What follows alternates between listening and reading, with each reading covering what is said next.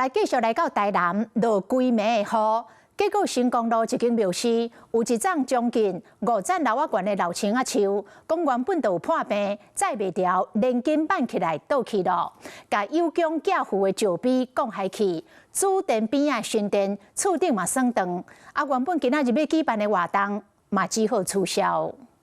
透早5點外，台南雖然無看到明顯的落雨，不過經廟頭前這欉5欉老懸的青仔是愈來愈歪。短短7秒鐘的時間，規欉樹仔煞向向倒落，四界營野，連樹仔的根攏扣起來。這麼大的聲音，廟方人員閣倆準時出車禍，一直到出來看，才知影是樹仔倒去。還在睡覺。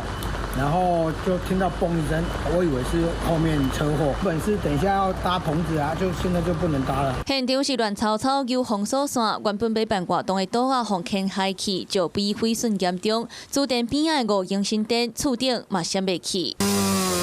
出動幾路的人員要甲樹棵枝卡洗地了，閣愛出動機具，才會當完全排除狀況。原本今仔日要舉辦活動，即馬攏只好暫時停起來。他們那個師傅就說這個有病了啊，已經2個多月都沒來。台南市雨落幾暝，北區這間經廟外口的青仔本來就有狀況，樹棵較脆弱，要到單北府人來處理，就袂堪得雨水的衝擊。咱做迄個小苗生理吼，啊你無給他處理吼，這個大人要對看。加在這個意外是佇咧活動進前發生，若無逮到人，後果是不堪設想。